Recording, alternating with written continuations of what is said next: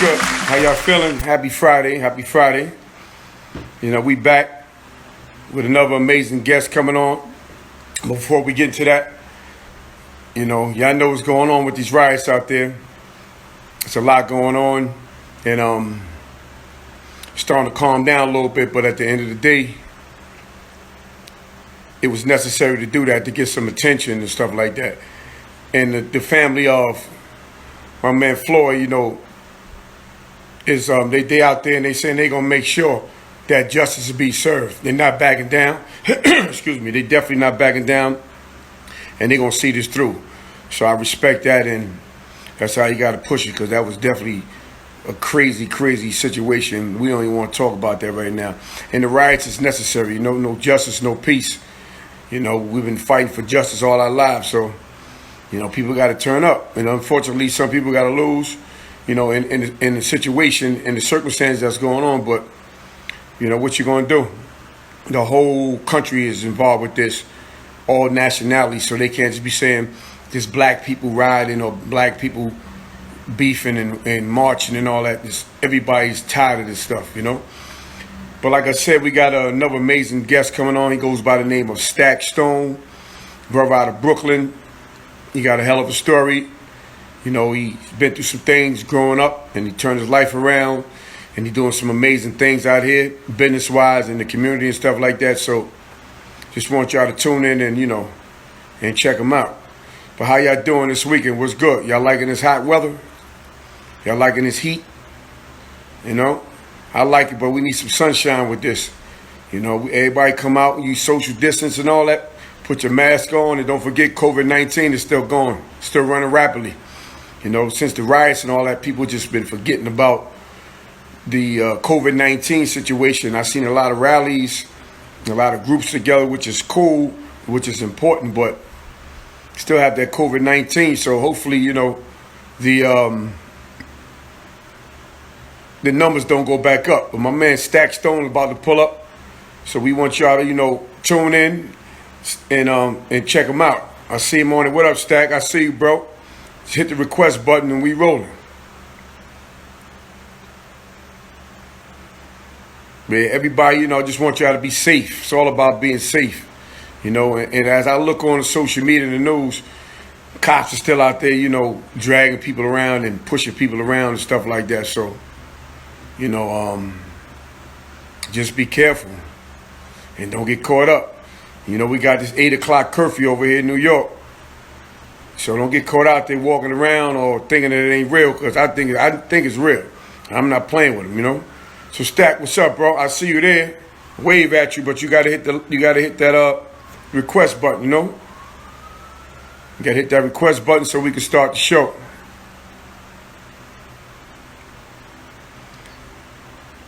There you go, my man Stakk. You about to set it off? About it. Let me move back a little bit. Talk to the homie Stakk. There you go. Salute, salute. Salute, King. Salute. What up? What's good? Ain't nothing, man. Chilling, bro. You know? Staying out the way. All the way out the way, you know? Yeah. Yeah, how you been holding up, man? Yeah, let me get your whole face on there. Trying to get the volume up, man. I can hear you. You don't hear me? Yeah, I can hear you. Yeah. So what's up? Hold on. Everything good, man. You know? Everything good, man. DONVETO, what up, DONVETO? DONVETO in the building. STAKKSTONE, what up, champ? What's good? Yo, we here. We still good, right? Yeah, we in here. Yeah, we ain't, man. Listen, we've been through it, so we know how this thing go, man. You know, Yeah, I appreciate you. I appreciate you bringing me on. You know, I was on the beat time back, and I appreciate the love and all that. So just salute to everybody in the beat. You know what I'm saying? You and your partners and everything. Yes. God bless you guys and salute. Yeah, we here, man. You know, we here for the community. We here for people, the platform for people to come through and talk about it, you know. But let me ask you a question. So I ain't see you in a little minute. So let's talk about COVID-19 real quick. So how did that grab you, man? How did that affect you? I got like mixed opinions on COVID because, you know, I'm a type of dude that I'm a fact finder. Right. And I don't go based on what the society tells us. Right. Because I'm more wiser and I know that certain corporations control the media and control the information that's sent out to the people. So I believe that there's something that's killing you, obviously. So it's causing me, it kind of gave me I was paranoid, actually. Started getting like mental health issues behind it. Started panicking me because where I work at night, one of my residents passed away quick. So that started making me think, damn, some airborne disease. Like, I know somebody put it out there like that. Right. You know what I'm saying? So I'm like, where did this shit come from? So it started making me feel a little paranoid and anxiety was setting in. Well, I couldn't even go to work. I had to put in for some time off because I was paranoid. Because one thing I know, I was up in age. I'm a cancer survivor. So I was like, you know what I'm saying? I was thinking if I caught this shit, is my immune system, I think, is good because I fought off a lot of shit. Right. You know what I'm saying? Through my life. So I believe I have a good immune system, but I still didn't want to take that chance. You know what I'm saying? So I'd rather be safe and then sorry. You know what I'm saying? Yeah. I err on the side of caution. You know what I mean? Absolutely. Absolutely. All right. So now, how you feel about the reopening of this of New York? I'm a do me according to how I feel. First of all, I've always been a social distancing type of person.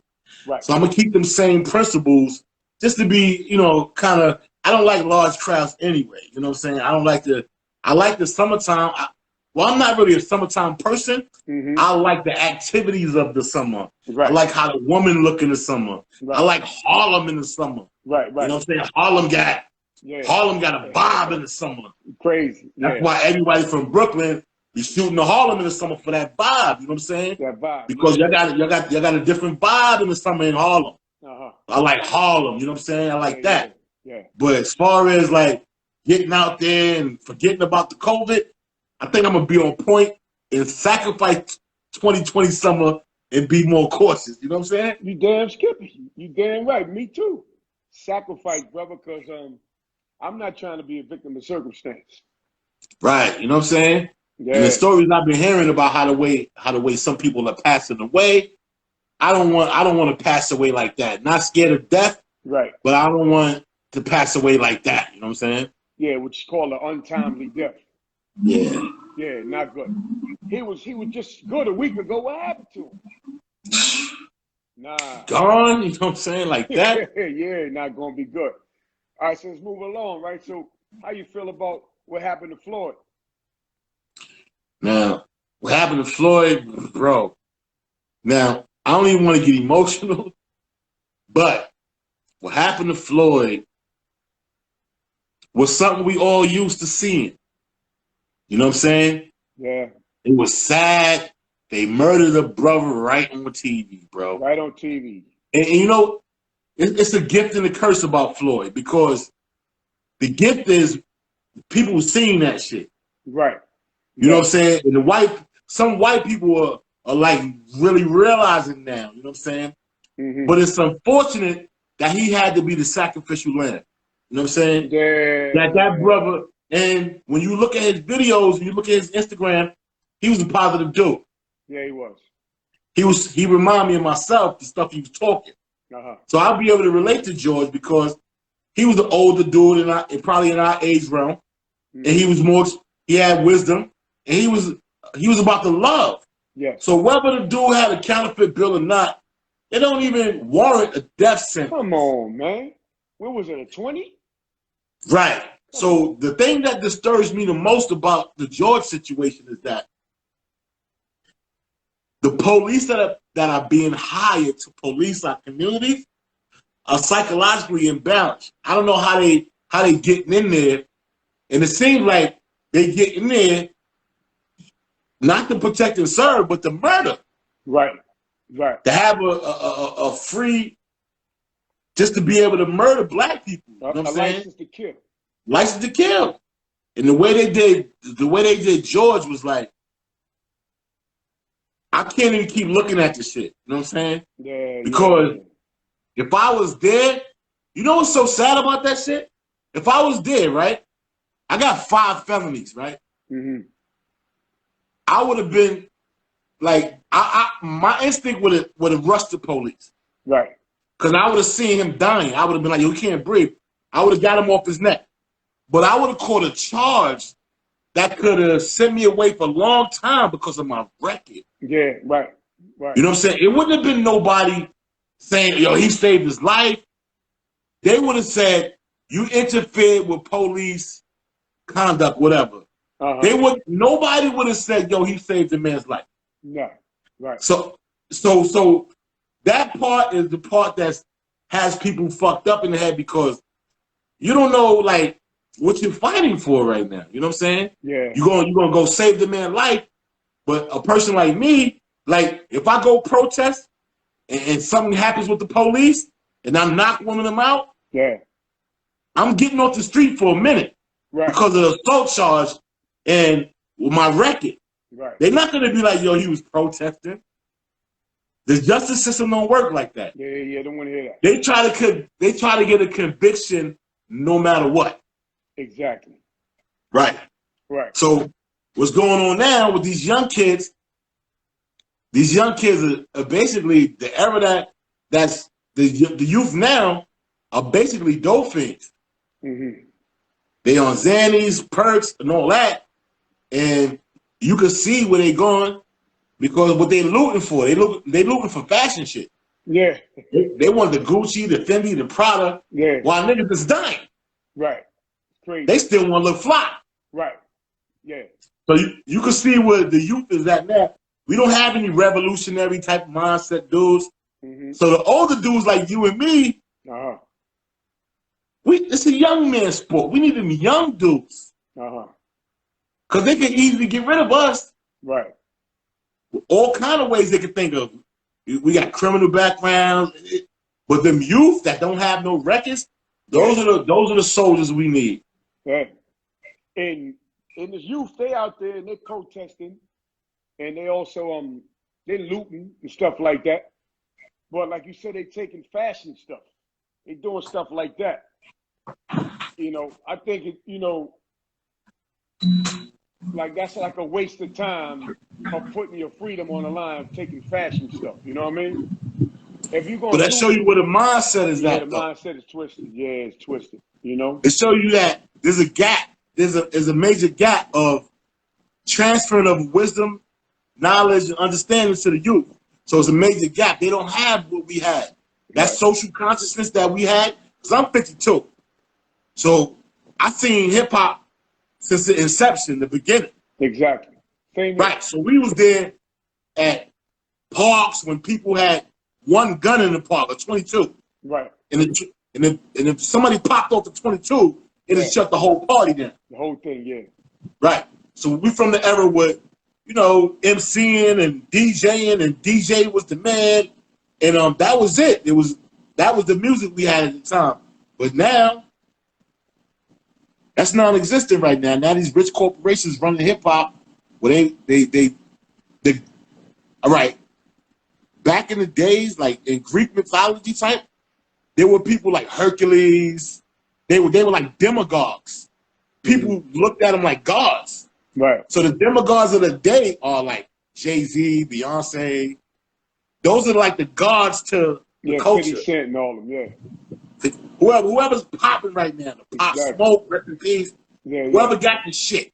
Right. And you can look up to them. Those are the demagogues right now. And those people, they might have a following, and they just limited to what they could do, because if you got 1 million viewers, somebody's watching over you, man. Exactly.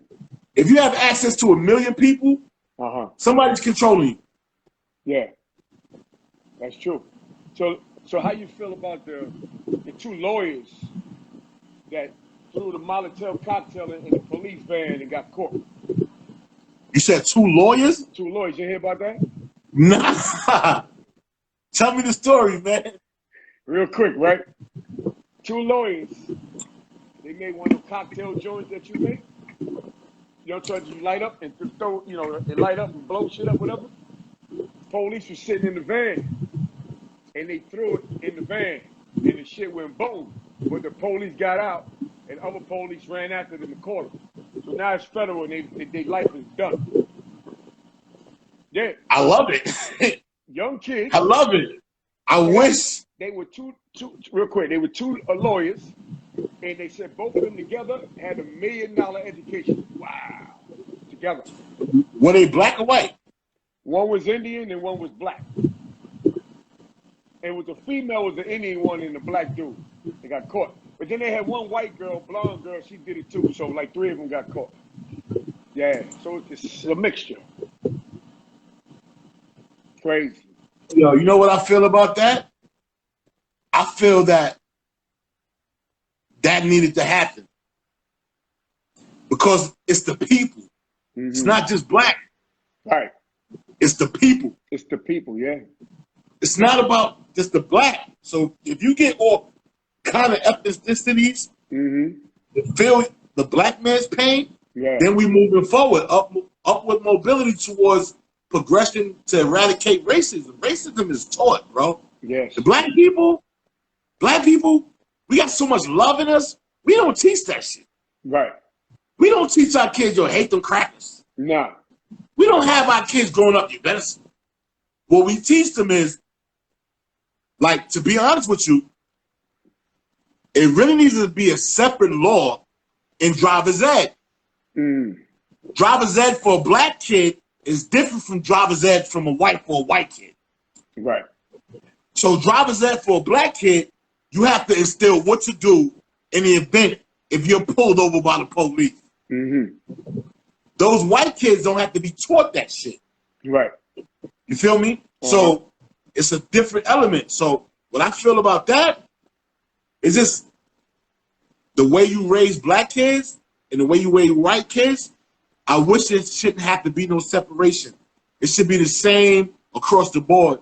Everybody know that though. Like everybody know that the racism and the systemic shit that's going on in this country has been there for long periods of time. They want to institute like to keep you down, to keep the foot on your neck, oppression, you know what I'm saying? Lack of wisdom, lack of education, lack of health, lack of nutrition, everything, bro. When you got to look at the whole thing about your community and what's in our communities. What do the youth of our communities, what do they aspire to be first? The first thing our youth want, they want to know about the geographical things that's in their community, and then that's limited. After that, they don't seek nothing higher beyond like, let's be innovative. Let's create something to be innovative. There's limited resources for us, so of course we're gonna be, you know, getting at each other because everything is limited with us. Right. And the white people are quick to bring up black on black crime, but there's a lot of white on white crime. The mafia been killing each other for years. They don't say nothing about the Italians, the Irish. Every ethnicity has done some type of violence towards one another. So don't just single out the black people saying it's black on black crime. It's white on white crime. What about the white people that go into the churches and kill people? And you take them out with handcuffs. Nothing wrong with them. Y'all don't even arrest them aggressively. But an unarmed black man, just in a car, you kill him? Yeah, that's crazy. That shows the mindset. You're scared. Yeah. Yeah. So we got a lot of people that's viewing right now, and I want to let them, you know who you are, where you come from, where your journey was at, and what you're doing now professionally. So, let's tell people, where you come from and how you grew up as a youngster. Well, I'm from Brooklyn, New York. I was raised in Brownsville, East New York, and then when I got older, I lived in Red Hook, Crown Heights, Bed-Stuy, all over Brooklyn. So I got roots in every part of Brooklyn. I went to prison when I was young.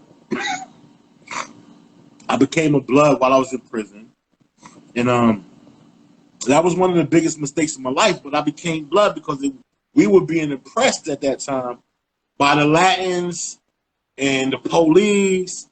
So we were being oppressed. So the reason I became blood was because the oppression. Like the Spanish brothers was actually telling us, you can't get on that phone and don't touch the TV. And we're gonna take all your cereal in the morning, Frosty Flakes. So wow, I just was like, yo, I'm not with that.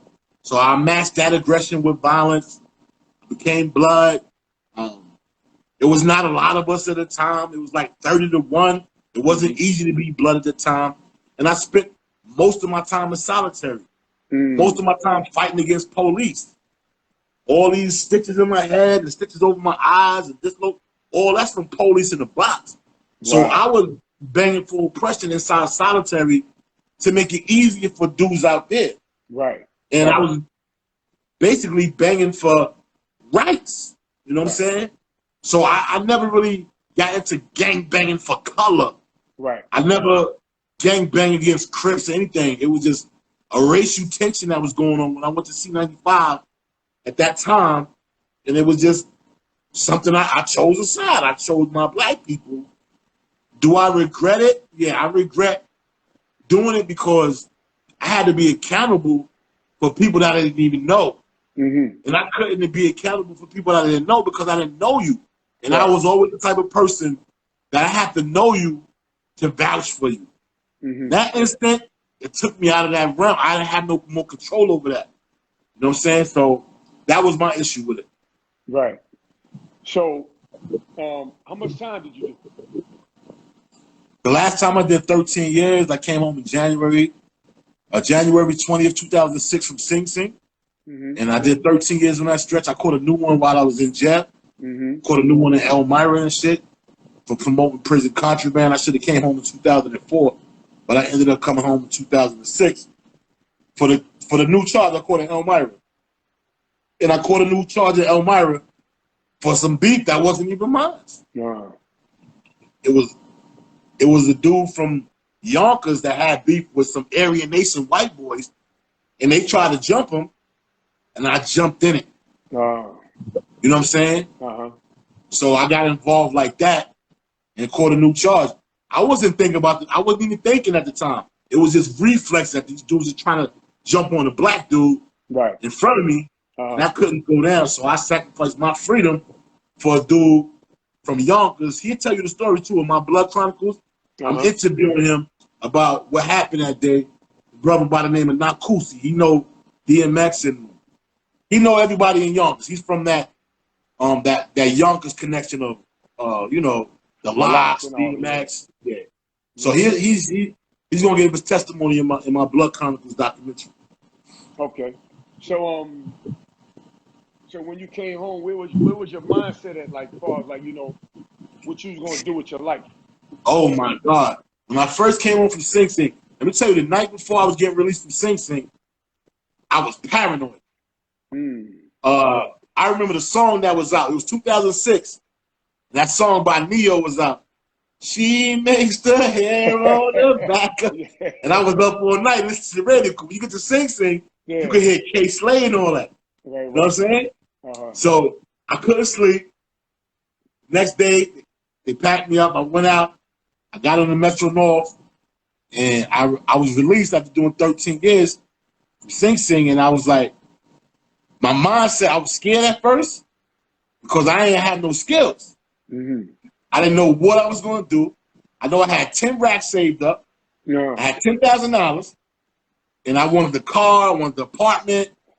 But I was like, you know what? Let me chill. Let me relax and see what's what.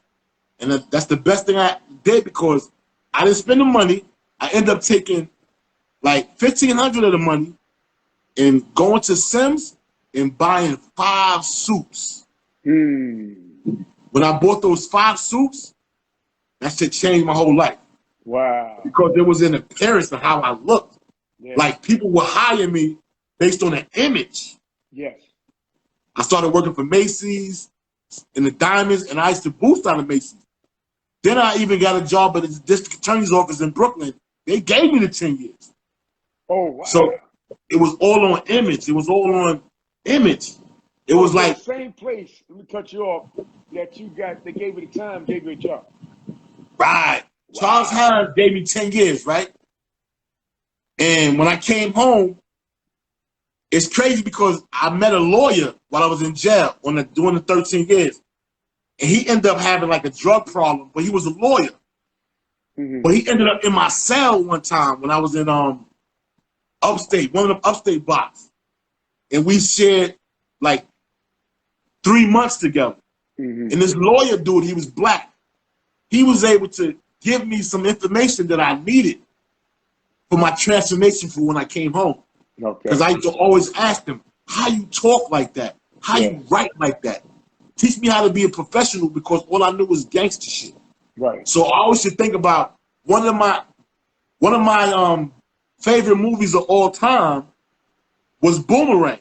Mm-hmm. And that was because the image of Marcus Graham. Right. I wanted to have a suit. I wanted to go to work. I wanted the women. I wanted to be a professional. That was always in my mind, and I wanted that because I didn't want to be a gangster. Being a gangster was easy.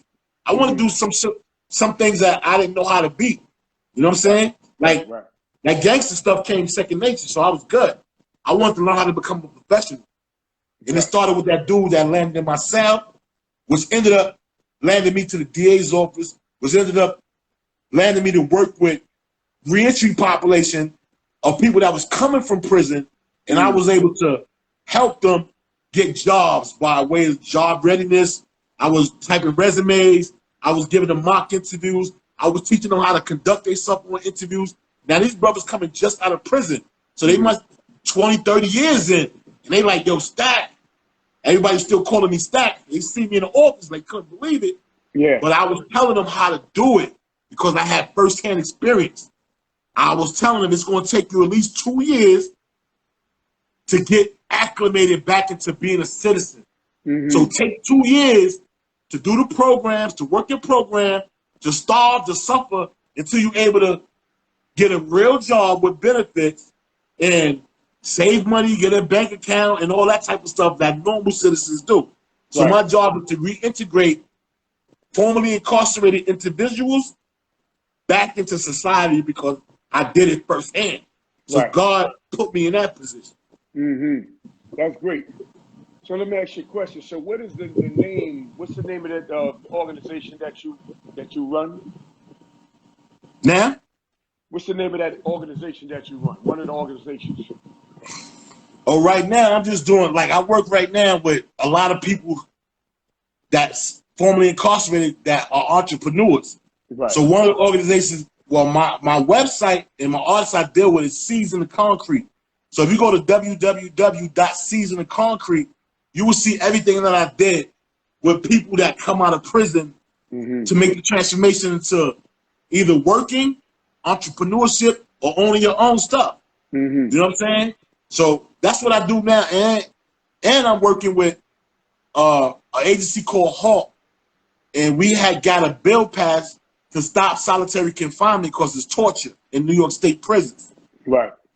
Right. So I've been up in Albany and I've been, advocating and for legislative for these bills to be passed to stop solitary confinement in New York State prisons because it is torture. You can't just take somebody and put them in a cell 23 hours a day and expect them to come out sane. Right. Right. You know what I'm saying? Like I was an exception to the rule to do 4 years solitary and to come out with my mind still together, but I'm still crazy at the same time. I got issues behind that shit. Right, right. You know what I'm saying? Mm-hmm. So let me ask you a question. How long have you been doing this? What I'm doing now? Yes. Since I've been home, 13 years. That's great. So I saw you was on the Here and Now show. Yeah, I did Here and Now with Sandra Bookman, yeah. Yeah, so how did that work out? Yo, that worked out good. When I did Sandra Bookman, I had my own program It was called Graphics and shit, and it was basically about people that were involved with the gang life that were fathers, that were in gangs and was fathers. Mm-hmm.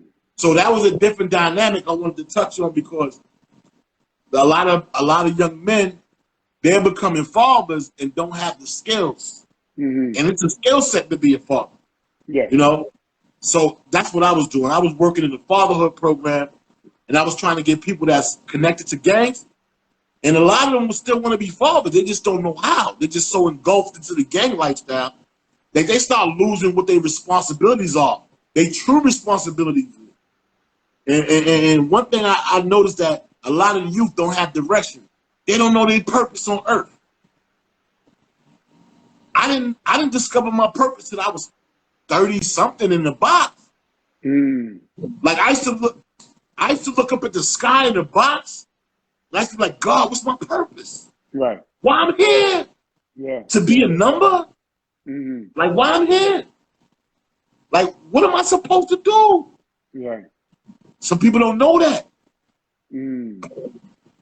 Wow. So that's where I was at with it. So you bought the 4 suits, right? 5. 5 of them shits. 5 yours, right? 5 of them shits. Yeah. So you bought the 5 suits.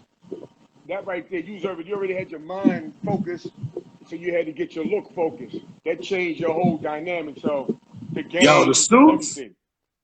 The suits changed everything. When I put them suits on, yeah, and I smiled, one thing I learned when I was in the box, I used to read these spiritual books about aura and presence, right? Yeah. And it said how you command the room. Everybody, some people don't have it, some people have it. So I used everything I read while I was in the box to work in my favor. So after being home for 18 months, I was doing rinky-dink jobs. Like the first job I had was New York Sports Club. I was a personal trainer in Park Slope. Okay. The personal training job allowed me to start networking and meeting people, right? And then I was like, I need another job because this is not paying enough. They only giving me $9 an hour plus the commission on the people I train. But I need more money. I need more consistent money. So I applied for a job at Macy's. I ended up getting a job at Macy's, and just because of the way I looked in the suit, they put me in a diamond department, not knowing that I had a criminal background and I had a background with boosting out of Macy's. So before they even checked the background, they hired me, right? Yeah. So now I'm going from working at New York Sports Club, and then I'm leaving to go to Macy's. And I'm like, I'm loving it because Macy's was unisex locker rooms. What? And I'm fresh out of prison. So I'm rushing to get to work because of all the girls work at Macy's. So, and they be changing it first. So, you know, I'm fresh out of prison. I got my glow. I got my size.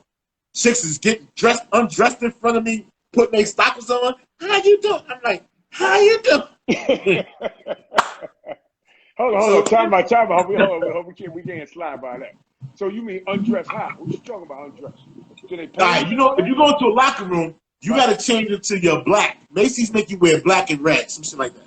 Right. So the chicks that come from different jobs, and they just be in the locker room taking off their shit right in front of me.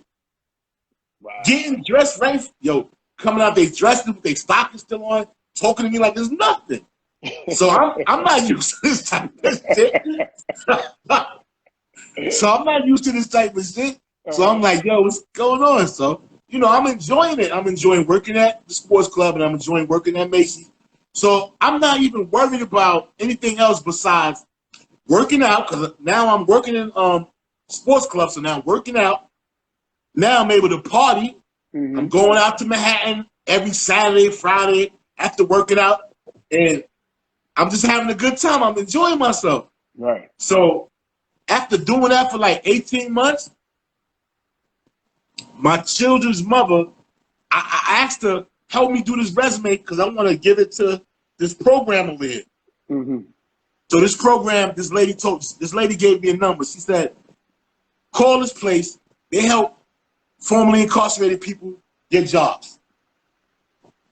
I called the place and I asked them about a job. They told me, no, we don't do that here. So I said, well, are you hiring any positions there? And she said, well, what could you do? I was like, I don't know, a youth counselor. I didn't know the title case manager was the thing they was using. So I was like, youth counselor? She was like, yeah, we got a case manager. Send your resume.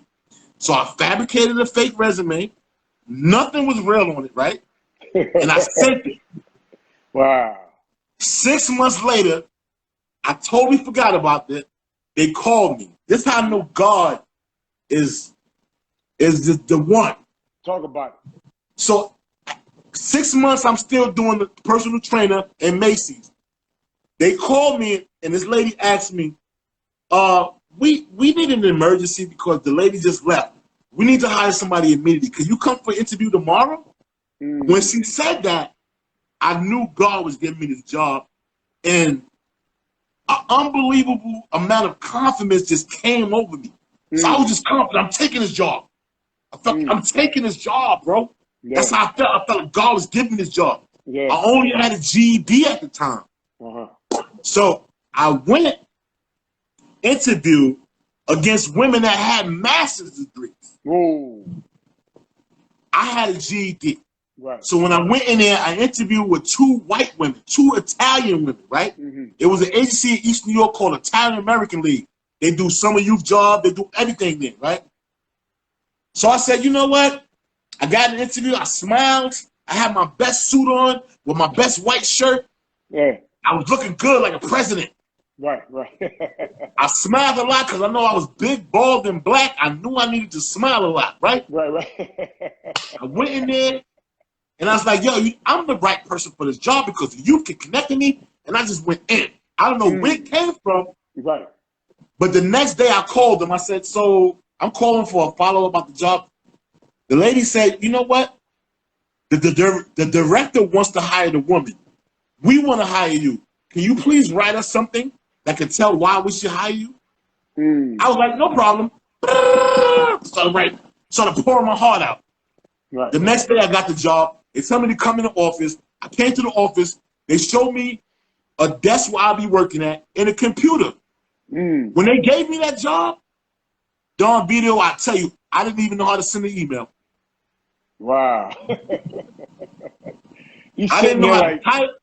Right. I didn't know how to do nothing. I didn't even know how to send an email, bro. I was still working as a personal trainer and working in Macy's. Yeah. So I didn't get any office training. Right. So they offered me a job making $40,000, right? So I'm like, what? With benefits, I'm like, yo, to me, for a criminal, a former criminal, that's like something I never heard of. Yeah, right. That's when I knew. And I was off from the races from that point. I stayed in that job 2 years. I knew that I had to get the experience. I knew that I wanted to get all the experience. And that's how I was able to go to the DA's office, the next job, because of that job. Wow. So how was your experience working at the DA's office? Yo, I stayed there 4 years. Now, I don't care what nobody say right now. I'm going to keep it real. That experience was surreal because coming from the criminal background, God played a joke on me and completely switched me to now I had access to, they gave me a badge. Wow. They gave me ID, which if I got pulled over by the police and I showed them, they was telling me to just go. Now, I'm going to keep it real with you. I was still smoking weed at the time. One day, I came from the loud spot. Police pulled me over and smelled the loud. I showed them the ID. The dude told me, go ahead. I couldn't believe the privileges I had. Right. So that's when I started really saying, yo, God, that's how I got on Here and Now. Because of the DA's office. Because I met the producer from Sandra Bookman. She's like, I need you to come in. That's how I was able to give, You know, I got a lot of contacts behind that, man. Like my whole phone changed behind working in the DA. Now I got friends that's lawyers, and all that type of DA. Like my whole contacts changed, and I was like, these are the friends I need because when I need a car, this is how powerful I became. These were the friends I needed, right? Because when my friends started getting in trouble with the law, I was able to call these friends to get them out, which was powerful for me. I can't say no names, but I had career criminals come through my program, catch new charges, and because of who I was and my connections, I got them out of that shit. Wow. So that was only God, bro.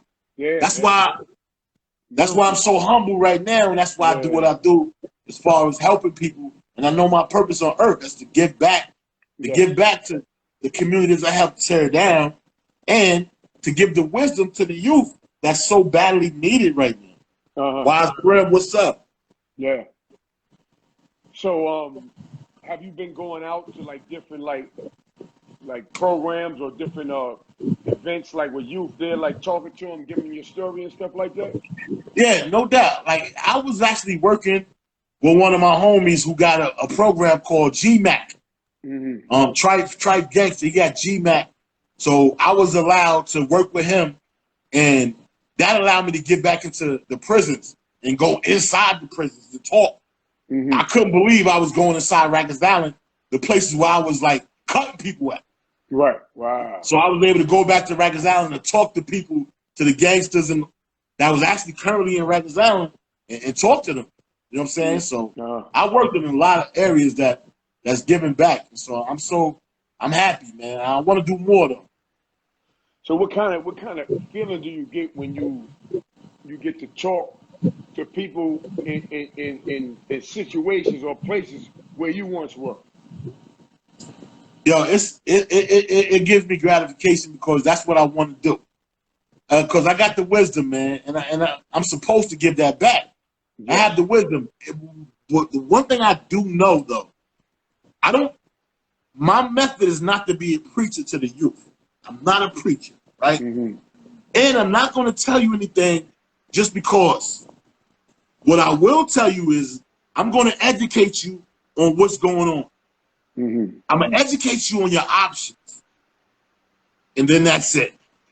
But I'm going to be a friend to you because one thing I do know, each individual have to take their own path to get to who they're supposed to become. Right. Because in each path, it might entail struggling, suffering for you to be shaped. Yes. So nothing in life is easy. If everybody had it easy, you wouldn't even develop into an individual. Yes. So I believe in that. So I'm not going to tell homeboy, yo, put your guns up and all that. I ain't going to come at you like that. I'm going to tell you, yo, you know carrying a gun, you know what kind of sentences it holds, right? And that's it. That's all I'm going to tell you. And I'm going to tell you other things like this. I'm going to tell you, you know how you can survive without carrying a gun, right? You don't put yourself in situations. And negative energy begot negative energy. So if you put that shit off into the energy, so if I come up my house every day and I strap up, I'm bringing the negative energy as soon as I come out the house. If I come out the house and I'm prayed up and I'm saying, God, it's your will, or whatever, if you connected to anything, I don't tell you to, I'm not telling you to believe in whoever you believe in, if it's spiritual, connect to them and use that as your compass. Yes. You know what I'm saying? Because you gotta have that. If you don't have a spiritual connection, you're gonna be a lost soul out here. Yes, I don't care if it's Buddha, Islam, Christianity, Judaism, whatever you profess to be. Just don't take your spirituality lightly. You know what I'm saying? Get into your realm. You're gonna need that. You're gonna need mind, body, and spirit, bro, to make it out here. If all three not aligned, you're gonna be a lost soul. That's a fact. And I agree with you 100%. But that's the way I live. As soon as I wake up, it naturally just clicks. It's not even like a thing to remember. It just in my spirit, just comes. Matter of fact, it's throughout my whole day, every day. You know, but what I'm saying is that with the COVID, let's go back to that, right? With the killing of George Floyd, with the riots, with all this stuff, if you don't have what you just said, you finish. You're in trouble. Yeah, let me tell you something about that George Floyd thing. Yeah. So I'm looking at this George Floyd thing, right? Mm-hmm. And it was sad that he had to become the sacrificial lamb. And it's fucking crazy because you've seen this before. You've seen people get killed before. Mm-hmm. You've seen black men get killed on TV before. Mm-hmm. But you never seen it like that. Right. Where you got people holding homeboy down while he kill this dude. Right. Right. Now, me, I couldn't have watched that, bro. I'd probably been dead with Floyd. Right. That's the type of dude I don't even gotta, yo, I swear to God, bro. When they do the interviews with Nakusi, me and Nakusi wasn't even good with each other. Mm-hmm. We was beefing, bro. Right. And I still saved his life because it was an injustice, bro. Mm-hmm. That's this instinct that's in me. You know what I'm saying? Everybody don't have that. Everybody looking for the way out. Yo, I'm telling you, man. I swear to God, our black men are pussy, bro. Mm-hmm. We pussy, man. To be honest with you. You know why we pussy? We got so much aggression towards each other, but nothing towards the motherfuckers that's killing us, really killing us.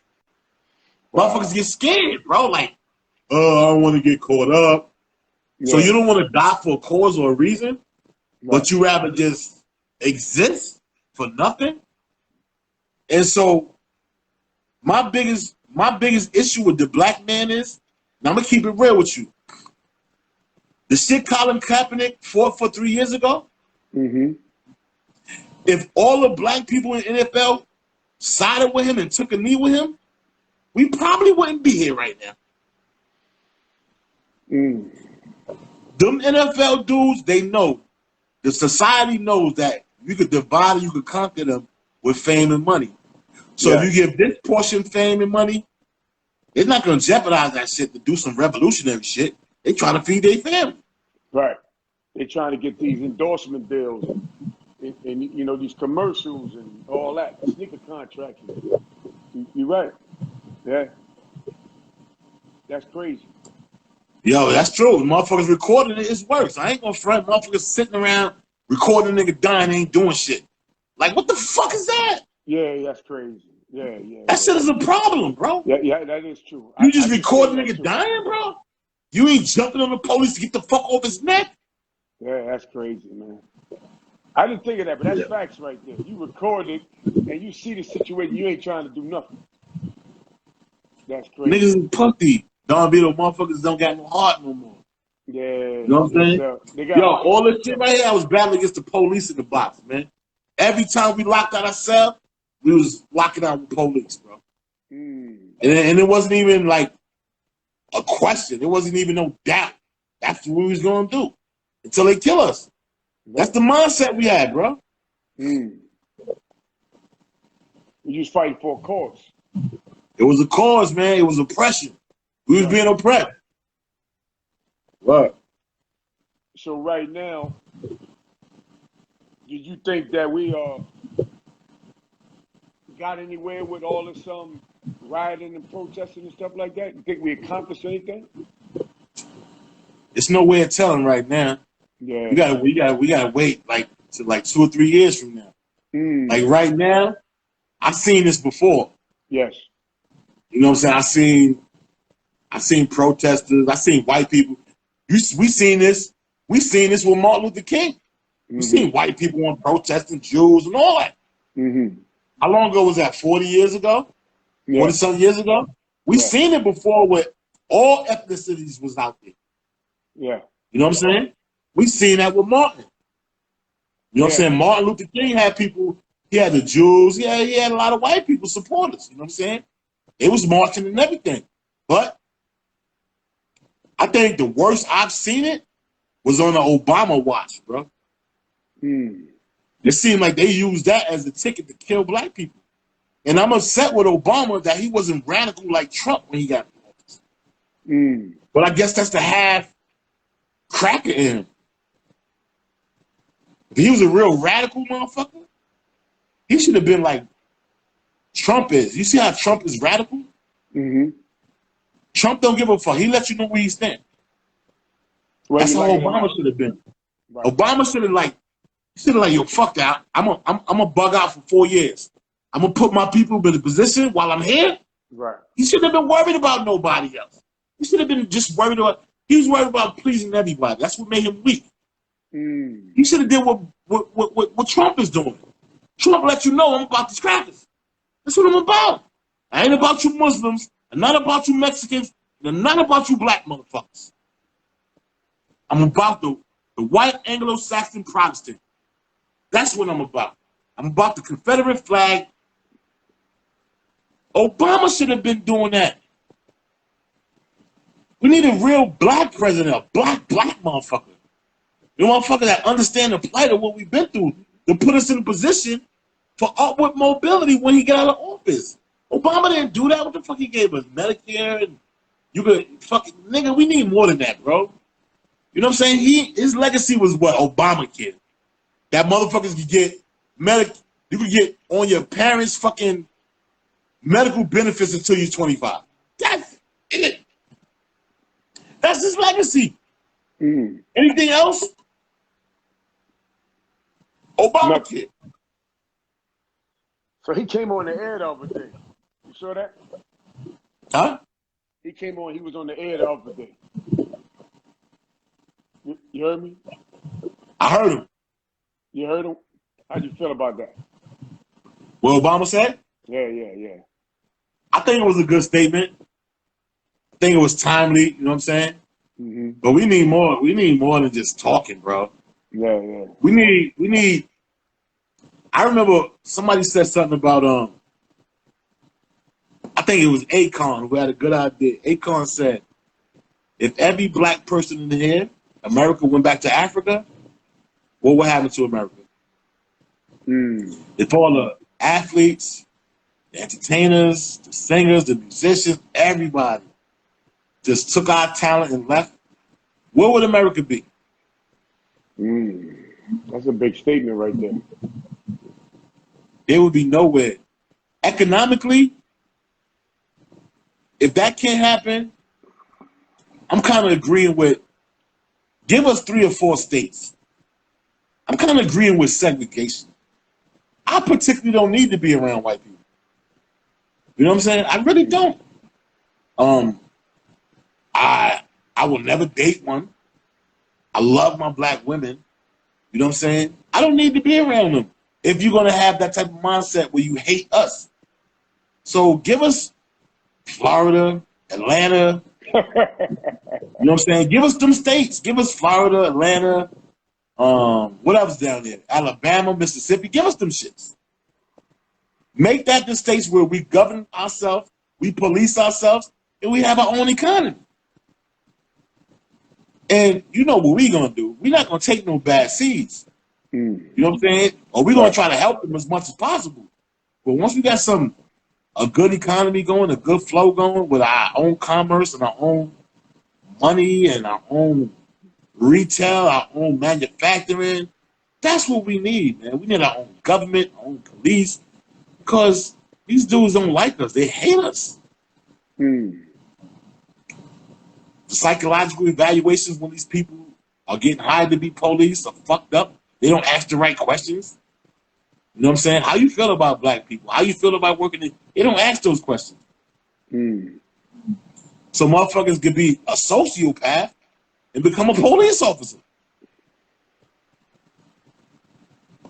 What happened to like when we grew up back in the days and you watch like the cop stories and shit, and they was trained to like, if you doing something, shoot you in the leg or shoot you in the arm or something, knock you down and lock you up. What happened to that, man? Wasn't they supposed to be trained to do that, stuff like that, if need be, and then take you in instead of just shooting you in your back or shooting in your head and just killing you?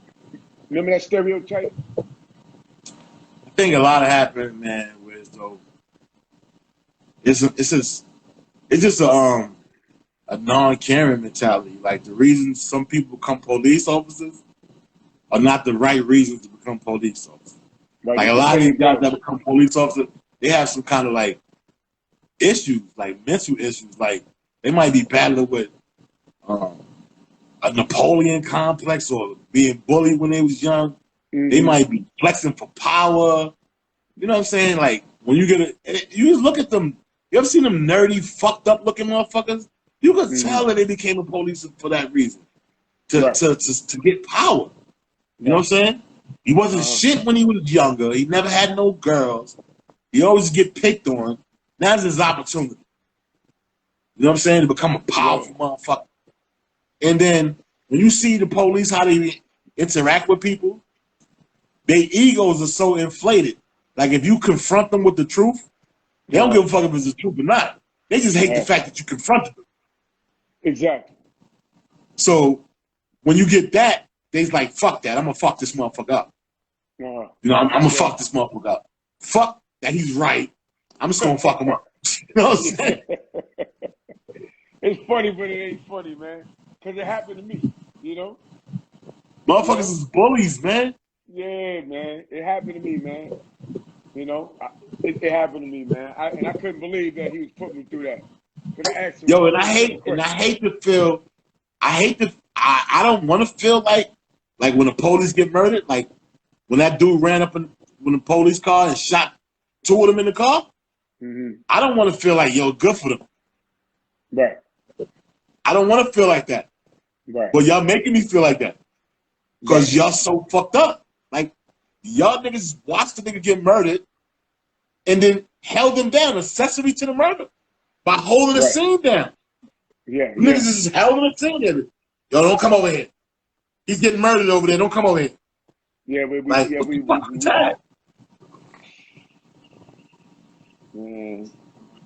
every time I look at that shit, I be like, that's crazy, man, you know? I don't even look at that shit anymore. Yeah, me neither. It just be popping up on stuff. But tell everybody your social media links, man, if they want to get at you or something, man. Hey, yo, holla at me at STAKKSTONE. That's the STAKKSTONE. OG STAKKSTONE on Instagram. And when y'all get to my Instagram, y'all can log on to my YouTube. The link is in the bio. Like and subscribe to my YouTube. Because I got a YouTube page popping off. I got a lot of good content coming out. And the Blood Chronicles is coming out. And I want to keep y'all informed on the day-to-day events of what I'm doing. And keep you informed of the advocacy I'm doing in the community. Like the stuff I'm doing for people that are less fortunate. Just put it like that. Hey, Stakk, so listen, bro. I appreciate you coming on the show. You know? We got to do it again, man. We still blow over, man. I got to come down to the studio. I got some stuff I want to talk to you about. We could build, man. Yeah, we could do that. We could talk, you know, once we get off the live, too. I want to talk to you about a couple of things also. But I appreciate you coming out. So I needed somebody to vibe with in this time of this little crisis right here. You know what I mean? That I know that energy going to come out and that real going to come out because it's real right now. You know what I'm saying? But I don't want to cut off, you know. But I'll give a couple of people a shout out, man, that came on your live, people you know real quick, you know? Shout out to everybody out there. You know where I'm at. Shout out to DONVETO, the Beat 139. Shout out to everybody, man. Everybody that's out there striving to be better, I'm down for you, man. You striving to get something in your life to add worth to yourself, I'm with that. You know what I'm saying? So salute to everybody and God bless everybody. Prayers be with you. There you go. So Stakk, thanks for coming to the show. Me and you gonna talk a little later. Enjoy your day, enjoy your weekend, and stay safe and stay sucker free, man. Stay safe.